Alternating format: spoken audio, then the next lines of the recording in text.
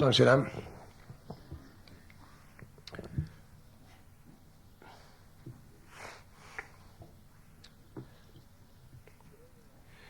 Je voudrais, avant de commencer, euh, je voudrais vous faire quelques réflexions sur le bouquin.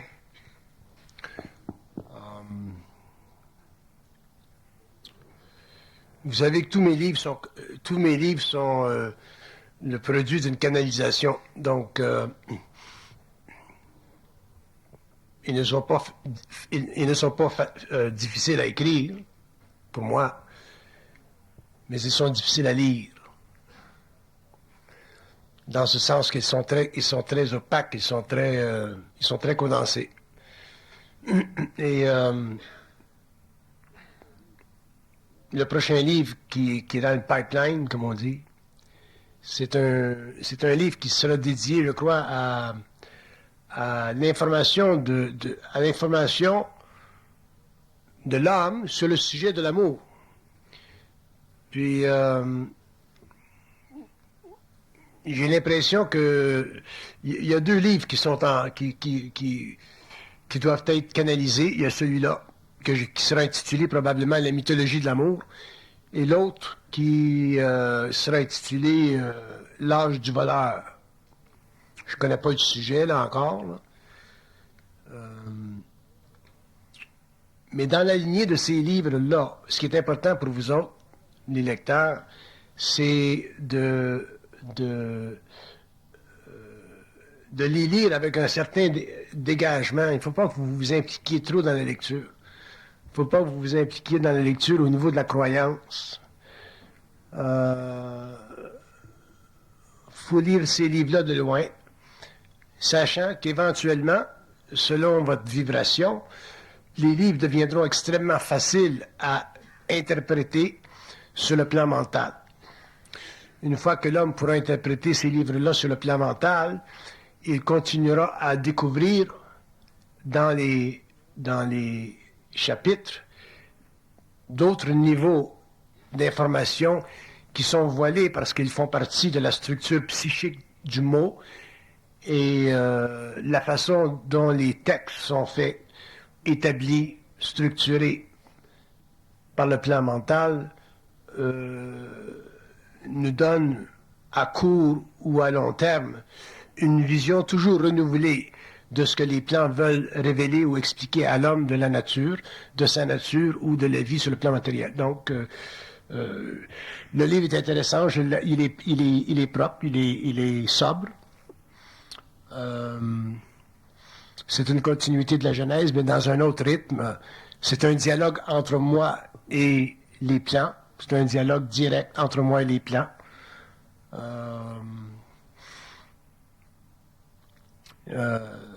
Donc, j'assujettis les plans à ma conscience, dans ce sens que je force les plans dans ces livres-là à répondre à des questions fondamentales pour le bénéfice de l'homme, pour le bénéfice de son évolution. Ce n'est pas toujours facile de forcer les plans à répondre à des questions fondamentales parce que les plans ont tendance à voiler le réel pour des raisons qu'ils comprennent, pour des raisons qui font partie de l'évolution de l'homme. Il y a des choses qui ne sont pas nécessaires que nous sachions maintenant. Il y a des choses qui sont nécessaires que nous sachions maintenant. Ça dépend des sujets. Mais il y a dans ce livre-là, il y a définitivement un effort de ma part de forcer les plans à répondre à des questions importantes comme je les vois ou comme je les ai vues au cours de mon expérience en tant qu'initié. Donc, je vous souhaite une bonne lecture, puis ça fait toujours partie de l'évolution de la pensée. Pousser plus loin la pensée humaine pour que l'homme en arrive éventuellement à ne plus avoir de mystère et ne plus être assujetti dans sa conscience à des voiles. Donc, voilà pour le livre, la réflexion sur le livre.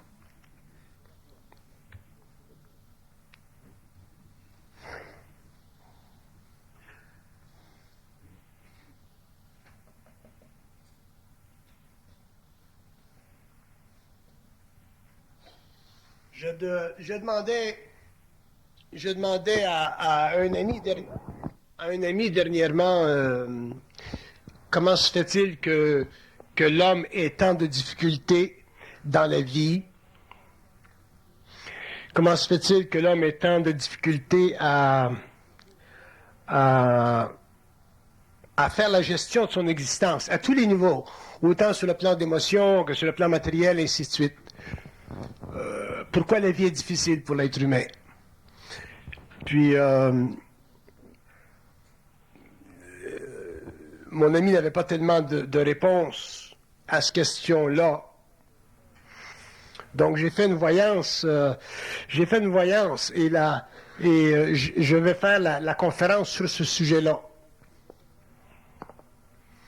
Comment se fait-il que l'homme n'ait pas une vision très claire de sa vie? Pourquoi sa vie est obscurantiste? On entre aujourd'hui dans l'âge des cerveaux électroniques, on rentre dans l'âge de l'Internet. Et le symbole ou l'image que je veux faire de l'évolution future de l'homme, c'est que dans l'évolution, l'humain n'a pas accès à l'Internet, à son propre Internet. Il n'a pas accès à son superhighway personnel. Il vit un peu dans son disque dur, dans sa mémoire. Et tant que l'homme ne pourra pas réellement surfer son Internet personnel, c'est-à-dire se laisser aller, se laisser déambuler dans le processus créatif de son mental d'une façon totalement froide. Quand je dis froide, je dis bien froide, mentale. L'homme ne pourra pas bénéficier de la totalité de son intelligence parce que ses émotions, donc sa nature animale, le grand bagage historique, karmique de son âme qu'il apporte avec lui à la naissance, tout ce matériel sera pour lui un fardeau parce que ce matériel n'est pas réel. Ce n'est pas pour rien que j'ai intitulé la Genèse du réel. Je lui ai donné ce titre-là pour faire comprendre à l'homme que dans la mesure où il passera de l'involution à l'évolution, il lui faudra à un certain moment donné faire un pas en avant. Et ce pas en avant doit être le résultat d'une construction mentale, c'est-à-dire le résultat d'une capacité, sur le plan psychologique de son ego, de sortir complètement de sa mémoire pour entrer dans le mouvement libre de sa conscience, qui est universel et systémique. Non. Aujourd'hui, nous commençons à avoir une psychologie, une science qui se développera au cours des siècles, sur ce grand phénomène humain qui mènera à l'évolution et à la fusion de l'homme, mais l'homme doit commencer sur le plan individuel à faire des constats, et je veux dire des constats absolus concernant la structure psychique de son moi. Sinon, il est voué et il sera voué à réfléchir son moi pendant des siècles à venir, pendant des générations, et il ne pourra jamais faire la connexion avec son propre Internet, c'est-à-dire avec cette vibration qui fait partie de la supériorité de son intelligence, non pas simplement de l'expérience mentale, mais bien de la supériorité de son intelligence. Et quand je parle de la supériorité de l'intelligence humaine, je parle de cette intelligence qui, par rapport à l'intelligence de l'évolution, est structurellement et dynamiquement différente dans sa projection, dans son mouvement, dans son évaluation et aussi dans sa capacité d'interpréter ce que nous appelons le phénomène de la vie, mais au niveau du nous-mêmes de son esprit. L'homme ne peut pas simplement interpréter la vie sur le plan psychologique, sur le plan phénoménal de sa psychologie personnelle. Il doit un jour passer à un stage plus éthéré de sa conscience, sur le plan nouménal de sa conscience, c'est-à-dire sur le plan totalement psychique et vibratoire de sa conscience, que j'appelle, pour des fins purement explicatives et symboliques, l'Internet de son moi. C'est dans l'Internet que se trouve et où qu'il découvrira toute l'abondante information qui est nécessaire pour l'amener au cours de son expérience personnelle à se libérer des chaînes karmiques de son évolution, surtout dans des domaines qui ont fait de lui, pendant l'évolution, un être absolument désavantagé. Et ce domaine-là, c'est le domaine où l'affection, les émotions sont intrinsèquement liées à son expérience et à sa souffrance personnelle. Si l'homme n'est pas capable de se libérer sur le plan émotionnel dans sa vie, il ne pourra pas entrer dans l'Internet de sa conscience, donc il ne pourra pas bénéficier d'un contact télépathique avec ce qu'on appelle, pour le moment, un ajusteur de pensée. Parce que il sera tellement astralisé dans sa conscience que les vibrations, c'est-à-dire les courants d'énergie subtils qui font partie de la naissance de la pensée, qui font partie de la structure de la pensée et qui font partie de la source même de son moi, ne seront pas pour lui perceptibles. Ils seront réfléchis, mais ils ne seront pas perceptibles. Et s'ils ne sont pas perceptibles, il n'aura pas, l'homme, conscience de son intelligence. Il aura une conscience, il aura une intelligence, mais il n'aura pas conscience de son intelligence. Et un être humain qui n'a pas conscience de son intelligence, dans le sens créatif du terme, je ne parle pas dans le sens orgueilleux du terme, je parle dans un sens créatif du terme, ne peut pas, sur une planète aussi complexe que la nôtre, dans un monde aussi diversifié et compact que celui dans lequel nous vivons, ne peut pas se retrouver. Et ça, c'est le problème du moderne, ce sera le problème du 21e siècle, c'est le problème de nos jeunes. L'homme ne peut plus se retrouver, et avec les compressions que nous vivons, autant les compressions budgétaires, économiques, politiques, psychologiques, tous les événements qui affluent vers notre moi, nous n'avons pas de réponse. Pourquoi? Parce que nous ne sommes pas dans notre intelligence. Nous sommes à côté, nous sommes dans notre disque dur. Nous ne sommes pas dans l'Internet de notre moi. Nous ne pouvons pas converser de manière intégrale avec un sous-produit de cette conscience cosmique que nous appelons l'ajusteur de pensée, parce que nous avons peur, en tant qu'égaux, de nous dissocier ou de nous libérer ou de laisser prise, de lâcher prise de notre mémoire. Le problème de l'homme sur la terre, c'est qu'il a peur de laisser prise de sa mémoire. C'est le seul problème de l'homme. L'homme n'en a pas d'autre. Tous les problèmes que nous avons sont simplement consubstantifs, ils sont relationnels, relatifs à cette incapacité de l'ego de lâcher prise absolument de sa mémoire. Et quand je dis absolument de sa mémoire, je ne veux pas dire que l'homme doit vivre sans mémoire. L'homme a besoin de sa mémoire, a besoin d'un phénomène mémoriel pour rapporter à sa conscience du matériel vécu ou du matériel qui doit être structuré de manière intelligente. Par contre, il y a de la mémoire chez l'homme qui enfle l'enveloppe de son esprit, qui crée une distorsion de son moi et qui l'empêche en tant qu'individu de réaliser qu'il a tous les moyens à sa disposition pour être libre. Ce n'est pas juste de croire que la société est responsable pour notre situation, que nos amis sont responsables pour notre situation. Notre situation est à la mesure de ce que nous avons de besoin pour évoluer. C'est la seule façon de regarder notre situation humaine. Elle est toujours à la mesure que nous avons de besoin pour évoluer. Un homme qui ne comprend pas ceci ne comprend rien à la relation intime qui existe entre lui et sa source, son ajusteur de pensée. La vie, elle est programmée. La vie, c'est une programmation. La vie, ce n'est pas le résultat d'un accident cosmique. La vie, ce n'est pas le résultat de choses impondérables qui s'entrechoquent comme les atomes. La vie, c'est un processus fondamentalement systémique, établi, fondé, créé pour l'évolution de l'âme. Et l'ego, lui, sur le plan matériel, une fois que l'âme est incarnée, a la responsabilité évolutive de comprendre le processus. En comprendre le processus nécessite, d'accord, une certaine initiation, c'est-à-dire une invitation à regarder les choses d'une manière différente de ce que l'homme de l'évolution regarde, parce que ça nécessite toujours de s'élever au-dessus de la masse. Ça, c'est normal. Si on fait des études supérieures, on va à l'université, on reste pas en 12e année.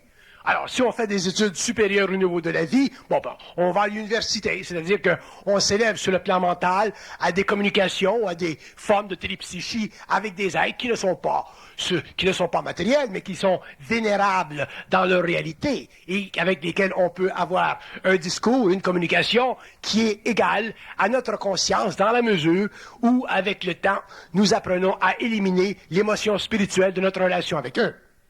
Ça nous amène, avec le temps, avec la génération, à bénéficier de ce que nous appelons le côté occulte, c'est-à-dire le visage caché de la vie, et à ce moment-là, des problèmes, ça n'existe plus. Parce que tant que l'homme a des problèmes sur le plan matériel, c'est parce qu'il ne sait pas traiter, il ne sait pas faire la gestion de sa vie.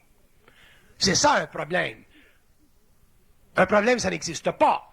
C'est une construction, mais que nous ne pouvons pas défaire, que nous ne pouvons pas, dont nous ne pouvons pas nous libérer sur le plan psychologique, sur le plan émotionnel. Ça n'existe pas, un problème.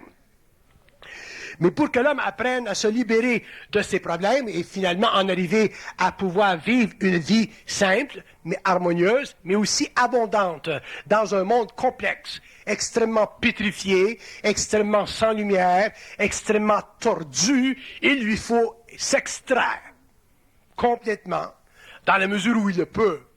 Il lui faut s'extraire de sa mémoire, et jusqu'à mon dernier souffle, je vous répéterai la même chose. Vous ne pouvez pas être conscient, vous ne pouvez pas savoir, vous ne pouvez pas comprendre votre vie, vous ne pouvez pas répondre à votre propre mystère, vous ne pouvez pas comprendre des mystères, vous ne pouvez pas comprendre les hommes, les autres, vous ne pouvez pas avoir une voyance de l'autre tant que vous ne vous êtes pas libéré de votre mémoire. Et quand je dis vous libérer de votre mémoire, je ne veux pas dire vous donner des électrochocs. Je veux dire ne pas être victime de cette mémoire qui fait partie de la structure évolutive de votre moi personnel.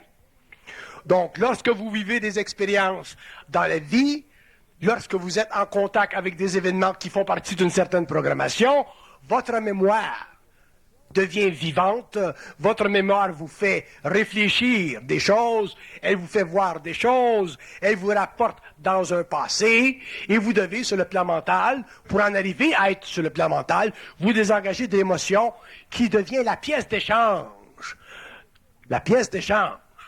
de votre liberté.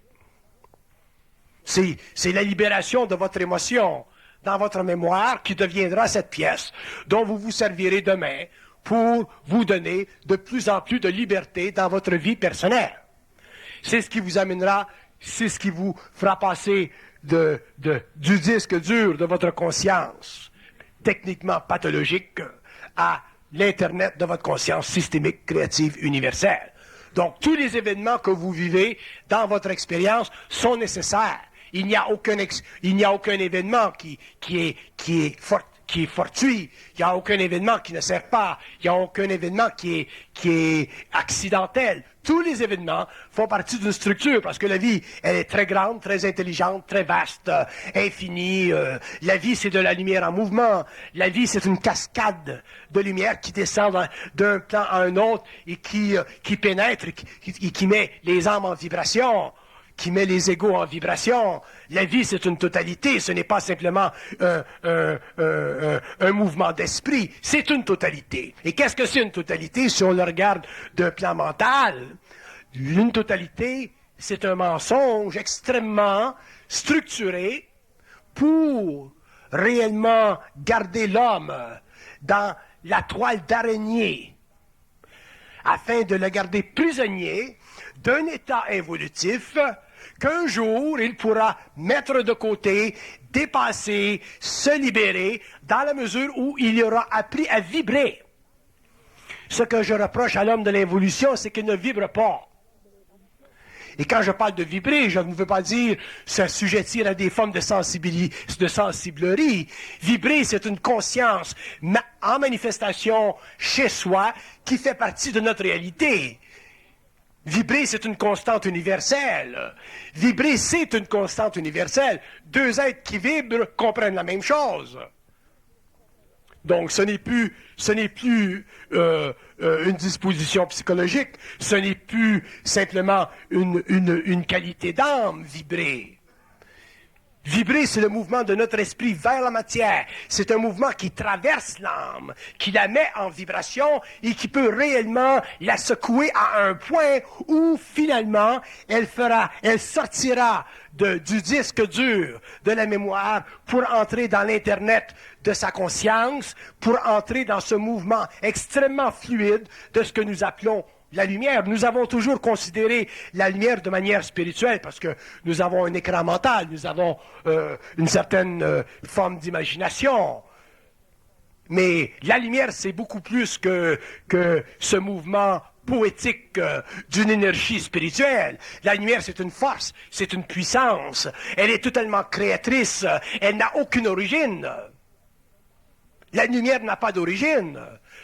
Le concept de l'origine que nous avons en ce qui concerne la lumière se situe simplement au niveau de l'ajusteur de pensée. Je vais vous dire une chose. Si l'homme n'avait pas d'ajusteur de pensée pour régler sa lumière, l'homme serait dans un sommeil éternel dont il ne pourrait pas s'éveiller. Et c'était le cas, c'était la situation des âmes avant de descendre dans les plans. Les âmes, quand elles ont commencé à descendre vers des plans plus matériaux, pour s'incarner, pour donner naissance à des humanités, ces âmes, à un certain moment donné, ont commencé à vibrer à cette lumière et elles ont commencé à prendre conscience dans ce processus de cette connexion intelligente avec des origines cosmiques dont elles ne pouvaient pas, dans ce temps-là, interpréter comme nous pouvons le faire aujourd'hui parce que le plan mental n'était pas développé. Donc, les âmes étaient simplement des essences, des atmosphères qui n'avaient aucune identité. C'était l'âme, le phénomène de l'âme était un rassemblement, un mouvement très, très généreux, très vaste, très complexe de ce que nous appelons la mémoire. Et c'est ça qui a créé, au cours des siècles, des générations et des millénaires et des milliers d'années, c'est ça qui a créé le karma de la race.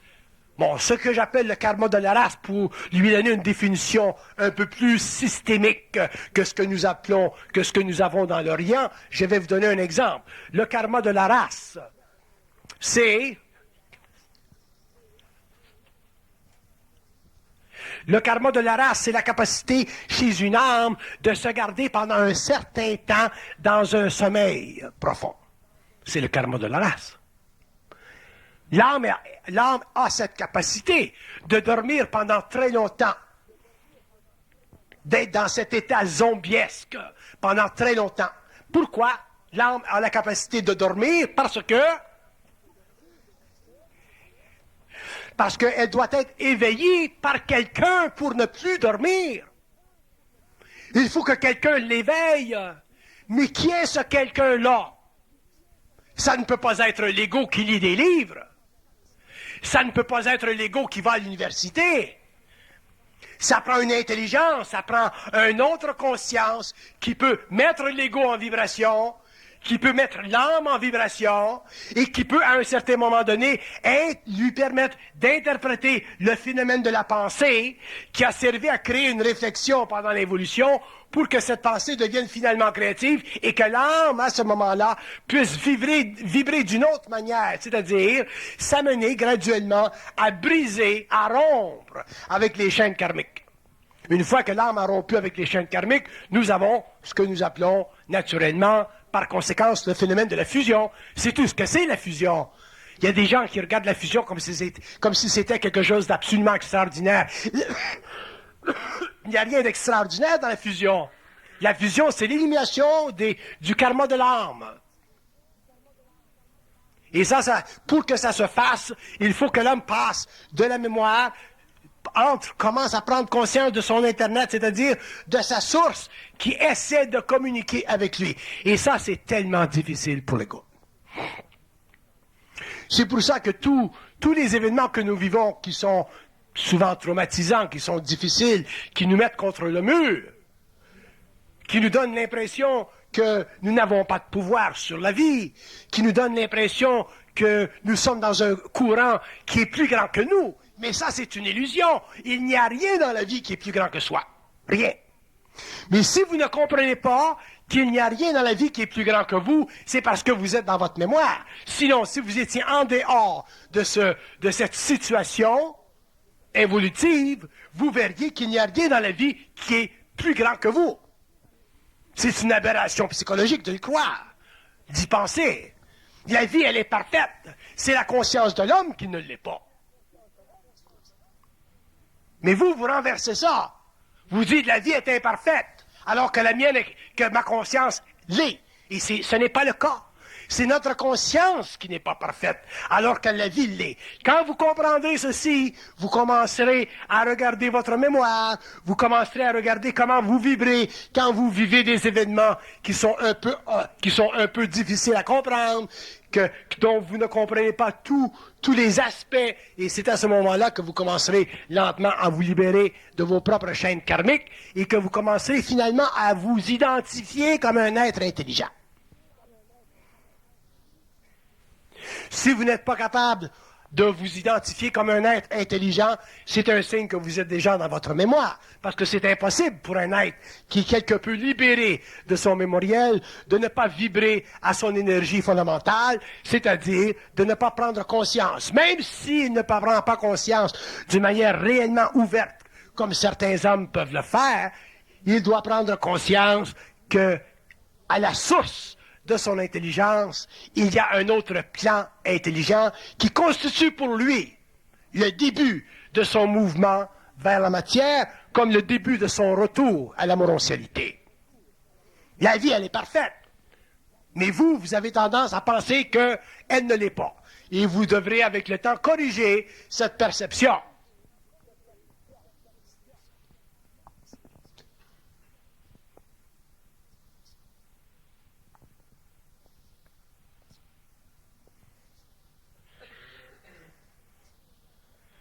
Je vous donne des exemples réellement fondamentaux. Exemple simple.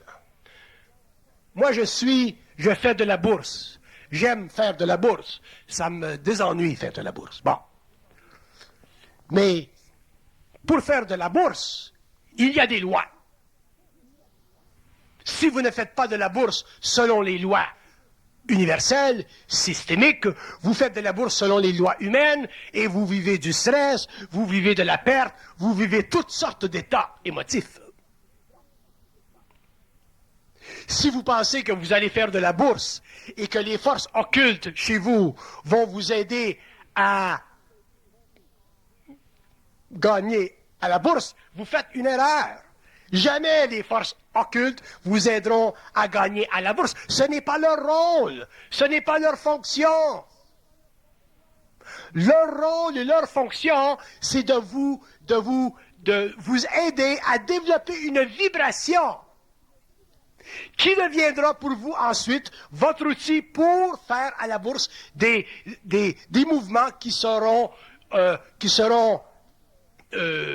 intéressants.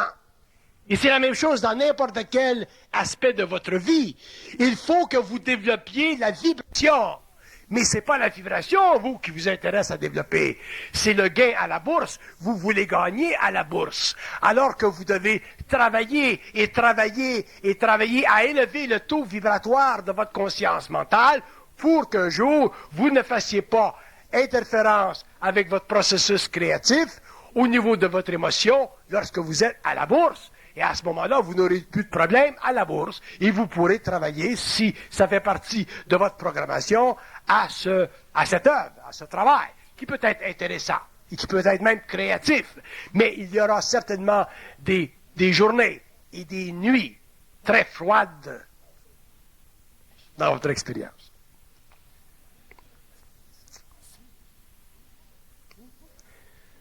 Il faut qu'il y ait du tuning. Et ce sont les ajusteurs de pensée, ce sont ces êtres-là qui vous aident dans ce travail boursier à vous tuner. Mais eux, ils peuvent vous tuner pendant 10 ans. Si on vous disait, bon, vous allez commencer à faire de l'argent à la bourse dans 10 ans, vous seriez découragé. Vous voulez faire de l'argent tout de suite le vendredi soir quand vous commencez, ou le vendredi après-midi. Vous faites les choses à l'envers. Donc, vous avez du stress. Vous ne savez pas faire la gestion de votre énergie. Et c'est la même chose pour n'importe quoi. Je prends la bourse parce que la bourse, c'est réellement quelque chose de scintillant. Mais c'est la même chose pour n'importe quoi. Et l'homme ne travaille pas avec l'ajusteur de pensée. Pourquoi?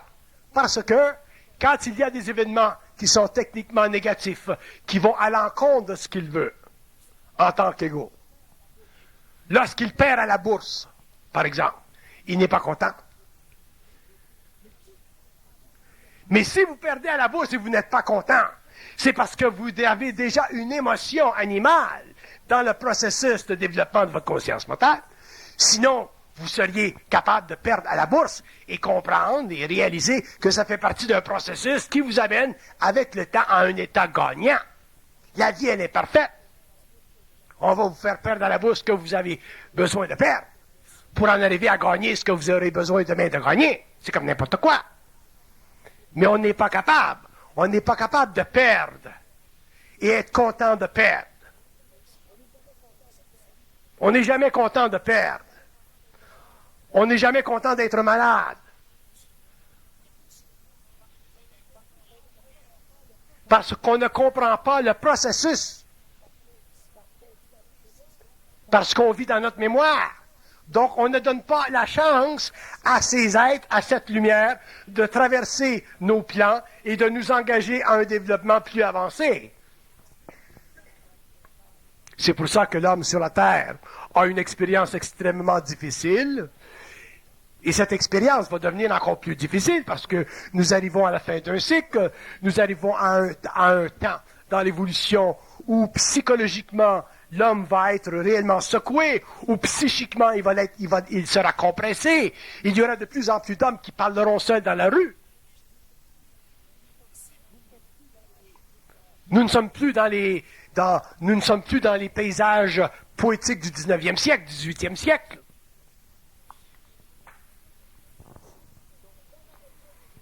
Donc l'homme a besoin aujourd'hui de réellement comprendre la relation étroite qui existe entre les événements qu'il vit et les événements dont il a besoin de vivre.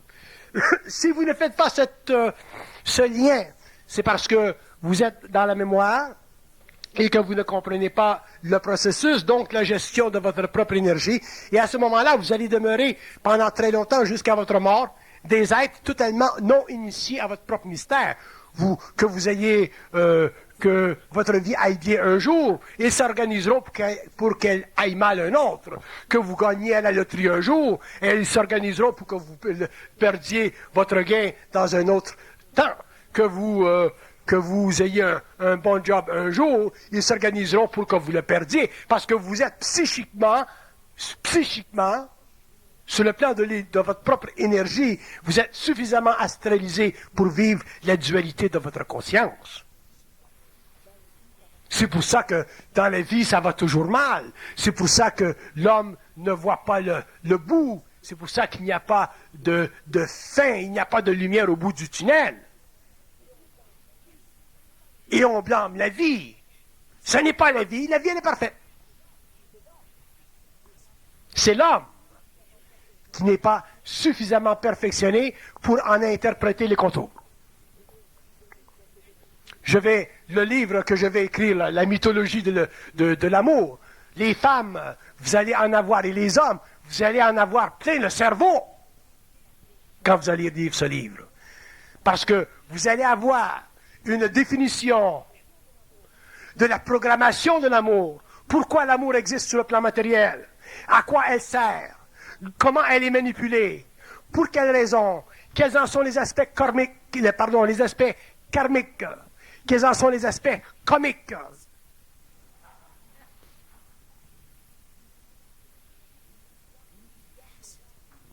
Il est évident que tous les gens ne seront pas contents de ce livre, mais tous les gens devront, un jour ou l'autre, en prendre conscience à un niveau ou à un autre, s'ils veulent réellement comprendre ce très grand mensonge.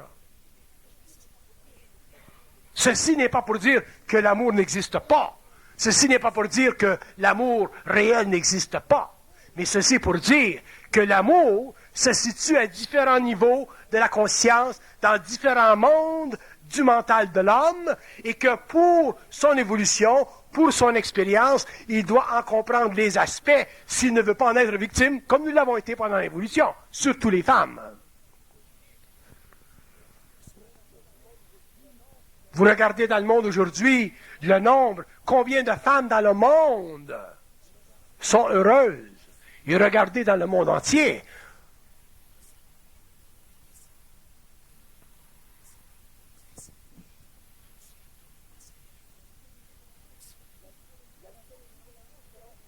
La mythologie de l'amour sera aussi révélatrice en ce qui concerne ce phénomène typiquement humain que l'a été la genèse du réel.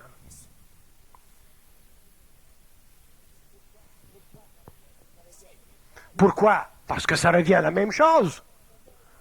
Notre problème en tant que femme, c'est un problème de mémoire.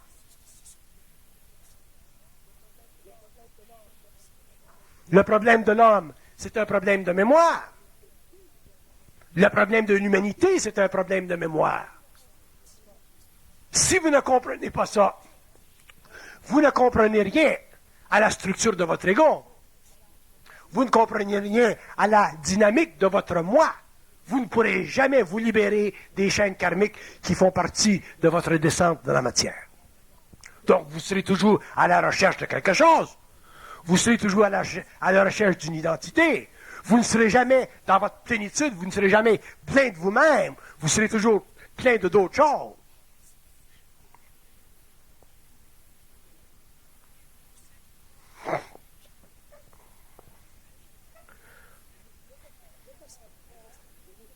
Je ne demande pas, je n'ai pas d'illusion que l'homme connaisse et comprenne la vie comme je la comprends, mais je demande que l'homme comprenne la vie selon la prescription qui nous est maintenant descendue des plans. Qu'il fasse au moins l'effort.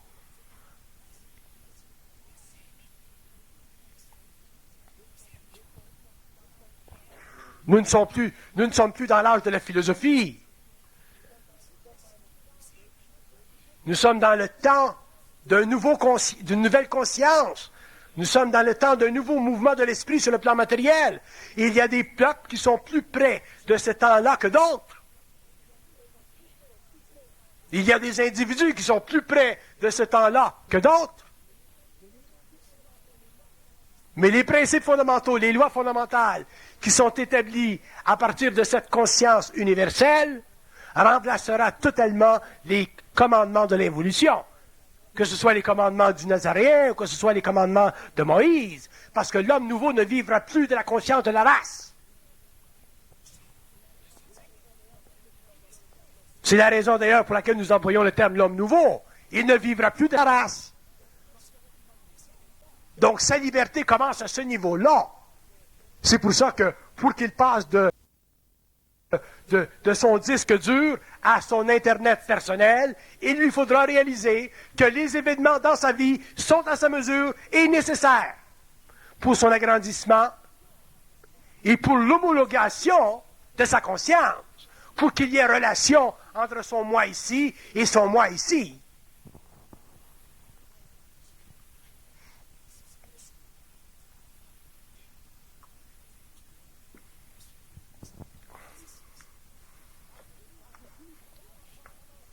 Quand ils disent l'homme doit commencer à substituer la conscience de son moi pour notre présence en lui. Il est là le truc. Il est là le nouveau phénomène humain. Substituer, comment ils ont dit? La conscience de son moi pour la présence, leur présence en lui. Bon, que l'homme trouve ça difficile, je comprends. Que ça ne fasse pas partie de ses habitudes, je comprends. Que ça le terrorise, Je comprends. Mais on n'a pas à se terroriser devant la lumière. On n'a pas à se terroriser devant soi-même. On n'a pas à se terroriser devant un aspect de notre totalité qui est parfaite.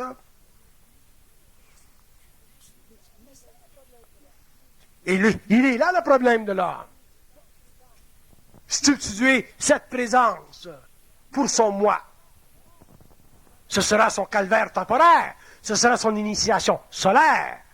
Ce sera la métamorphose de son moi. Et le prix à payer, bon ben, ce sont les événements de nos vies qui sont à la mesure de nos existences, qui font partie de notre programmation, que les voyants, que les astrologues voient d'avance. Si nous pouvons voir d'avance, si des hommes voient d'avance, ça veut dire que tout est écrit. Il faut faire les liens. Il ne faut pas simplement accepter que, oh bon, c'est bon, on a vu d'avance.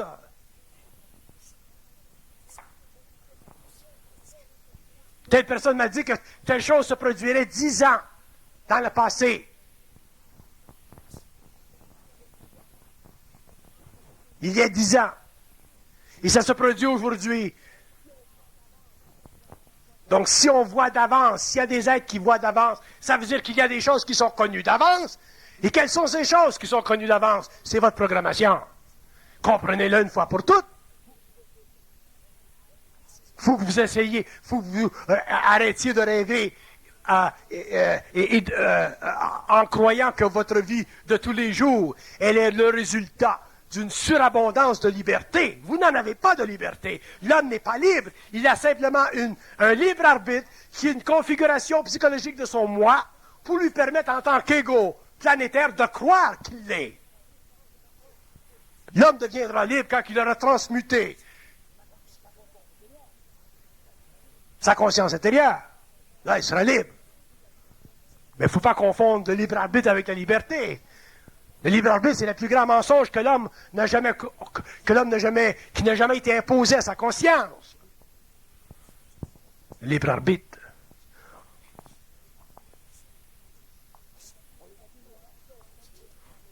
On établit une relation entre la liberté et le libre arbitre. C'est de la connerie pure. Vous allez sur la route, vous avez un accident, vous appelez ça du libre arbitre? Vous marchez en dessous d'une maison, une brique vous tombe sur la tête, c'est du libre arbitre? Bon, du libre arbitre comme ça, j'en veux pas.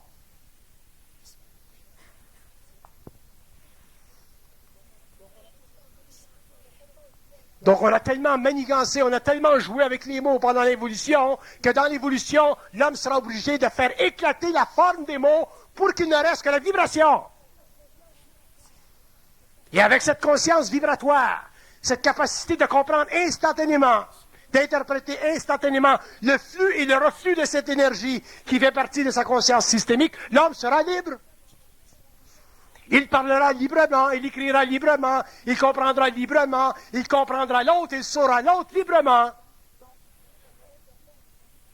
Donc, il sera dans son Internet, au lieu d'être piégé dans la mémoire dure de son disque.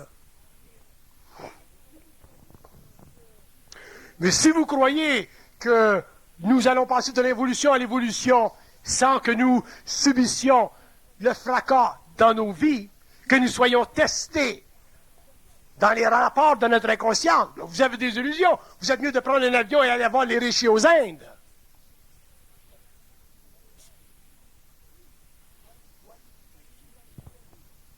Ou aller bouffer des livres dans les librairies. Ou les miens. Même chose.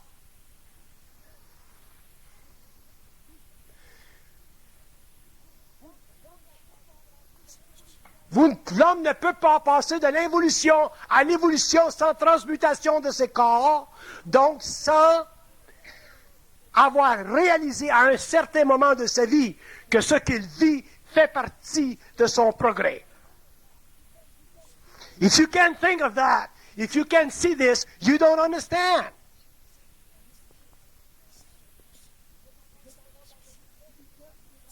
Vous êtes encore dans l'illusion du libre arbitre. Mais si vous étiez en télépsychie, en communication avec le plan mental, on vous dirait, bon, mais telle chose, c'est pour telle raison. Moi, j'ai été malade, ça fait 4 ans que je suis malade. J'ai passé près de la mort des dizaines de fois. Mais ma maladie, elle était importante. Ma maladie, d'ailleurs, elle était importante pour beaucoup de personnes parmi vous.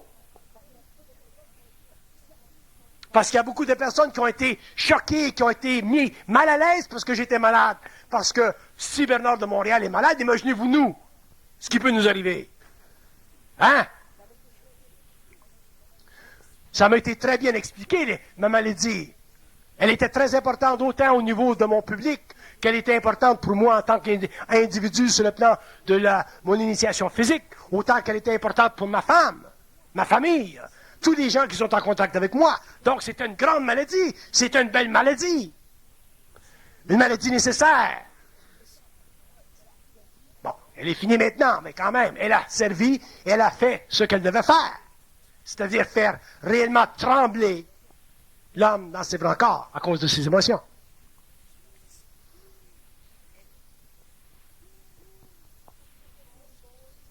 Tout ce que nous vivons est nécessaire. Et quand nous comprendrons ceci, à ce moment-là, nous aurons l'antidote. Si vous ne comprenez pas ceci, vous ne pouvez pas avoir l'antidote parce que l'antidote vient d'eux.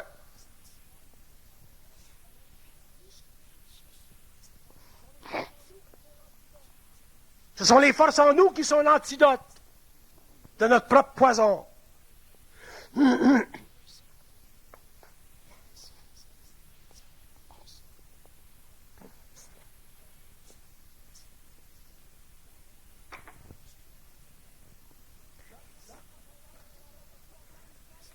L'homme doit comprendre que la relation avec les plantes n'est pas une relation mystique. Ce n'est pas une relation mystique. Si vous avez une relation mystique avec les plantes, c'est que vous êtes des êtres qui avez une conscience spirituelle et on va vous la détruire. Nous parlons d'un nouvel âge. Nous parlons d'un âge sans religion. Nous parlons d'un âge sans spiritualité. Nous parlons d'un âge où l'homme sera intelligent. Un âge où l'homme sera en conversation avec les dieux sans être dominé par eux, comme ce fut le cas pendant l'évolution. Qu'il y en ait 200, 2000, 200 000, c'est sans importance sur une planète comme la nôtre. Mais que le phénomène existe, qu'il y ait sur la Terre une conscience supramentale, intégrale, intégrée, qu'il y ait une fusion sur la Terre. Déjà, le Soleil apparaît à travers les nuages de l'évolution. Nous parlons d'évolution. Nous ne parlons pas d'évolution, de développement, simplement de développement personnel. Nous parlons d'évolution d'une conscience. Nous parlons d'évolution de vagues de vie. Nous parlons de réorganisation psychique, astrale, mentale, morontielle des âmes en évolution dans le cosmos local. Nous parlons de visitation. Nous parlons de contact entre l'homme dans la matière avec des hommes qui sont sur d'autres plans mais visibles. Nous parlons de la reconstruction d'une civilisation mais à un niveau qui n'est plus matériel. Nous parlons de ces choses que nous voyons, que nous avons pensées, que nous avons vécues dans notre imagination mystique pendant des siècles, mais que nous n'avons pas compris parce que nous avons été assujettis aux forces qui font de nous des êtres spéciaux. L'homme est un être spécial. Non pas dans le sens qu'il est plus grand que ce qu'il devrait être, mais dans le sens qu'il sera plus grand que ce qu'il a été.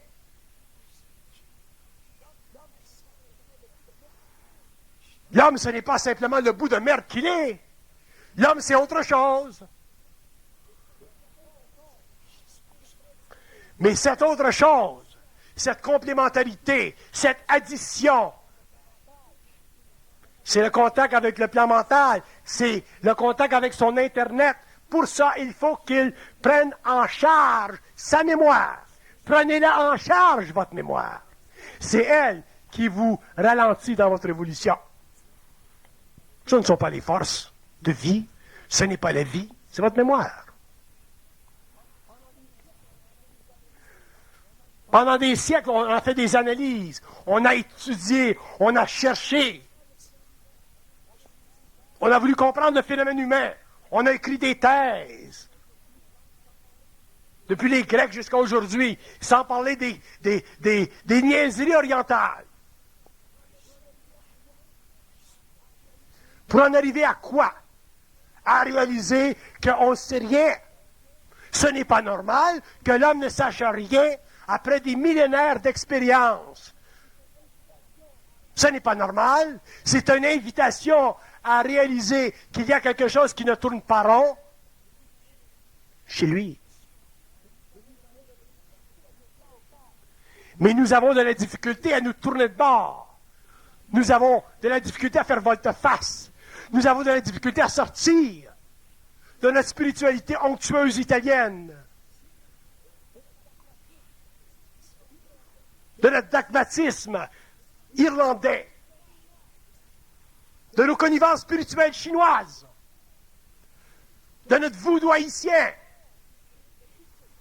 et de toutes ces choses, de tout ce théâtre que nous vivons depuis des siècles, auquel nous nous rattachons, parce que nous voulons appartenir à la mémoire de la race. Pourquoi? Pour avoir une identité. Ce n'est pas une identité que nous avons.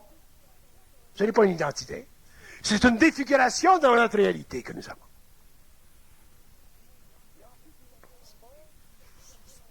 Et ensuite, nous arrivons dans le monde. Nous arrivons dans le monde, en face du monde du marketing, du monde de la musique, du monde de la drogue, du monde de ci, du monde de ça, et nous sommes attirés dans ces égrégores d'énergie. Pourquoi? Non pas parce que nous ne savons pas que ce n'est pas intelligent, mais parce que nous avons besoin de ces mondes pour nous rattacher à une illusion qui peut-être va nous garder en vie encore quelques années, qui va nous empêcher de faire face à ce grand vide dont nous créons la réalité parce que nous ne sommes pas capables, sur le plan psychique, de connecter avec notre propre Internet. Nous avons toujours eu besoin de quelqu'un d'autre. Nous avons toujours eu besoin d'une autorité. Nous avons toujours eu besoin d'une mémoire raciale, philosophique, systémique, politique, idéologique. Nous avons des peuples, les Russes, les socialistes, pendant la première partie du XXe siècle, qui ont été accrochés aux mots de Marx, aux paroles de Lénine, aux paroles de Boukhanine, pour se retrouver des générations plus tard devant un échec idéologique monumental, devant des situations écologiques absolument cachées aujourd'hui, qui feraient peur à l'humanité si nous savions jusqu'à quel point il y a eu pollution des eaux en Russie, des terres dans les pays de l'Est. Parce que nous n'avions pas d'identité. Nous avons fait la même chose durant le mouvement staliniste, le mouvement hitlérien. Nous avons fait la même chose avec Mussolini. Nous faisons la même chose aujourd'hui au nom du capitalisme en Occident. Nous n'avons pas d'identité.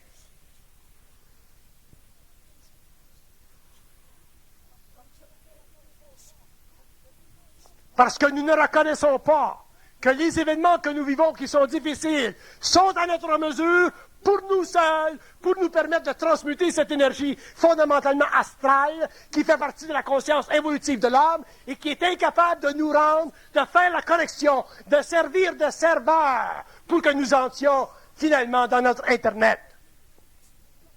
C'est pour ça que l'humanité fait dur. C'est pour ça que des individus s'en vont dans les forums voir des chanteurs. C'est pour ça que l'homme a besoin constamment d'être diversifié, d'être entertainé. Pendant que des gens comme les Beatles des années 60 ou que Bob Dylan des années 60, qui fumaient de la drogue, qui ont incité les jeunes à fumer de la drogue et qui aujourd'hui font partie de l'establishment et qui aujourd'hui, pour chanter devant les CEO des grandes corporations américaines, font des 350 000 $ de l'heure.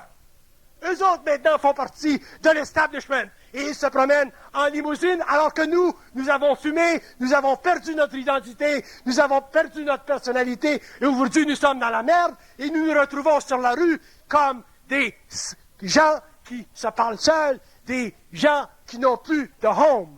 Nous sommes homeless. Parce que nous n'avons pas eu d'identité. Et que nous avons léché le cul des artistes dans le monde. Des cons qui n'ont aucune conscience. Des cons qui chantent. Des cons qui babillotent. Des cons qui ont un certain talent. Mais le talent, ça fait partie de l'âme. Ça ne fait pas partie de l'esprit.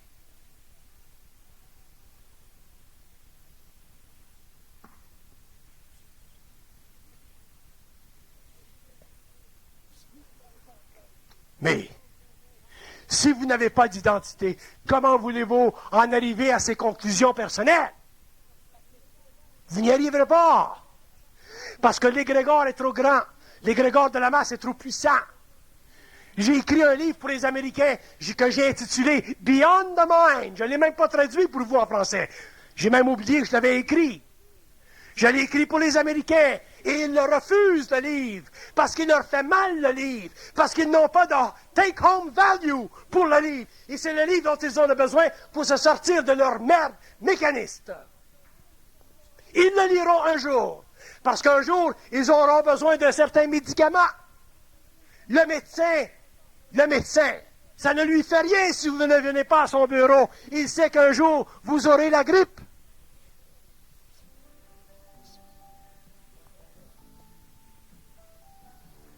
Prends un break.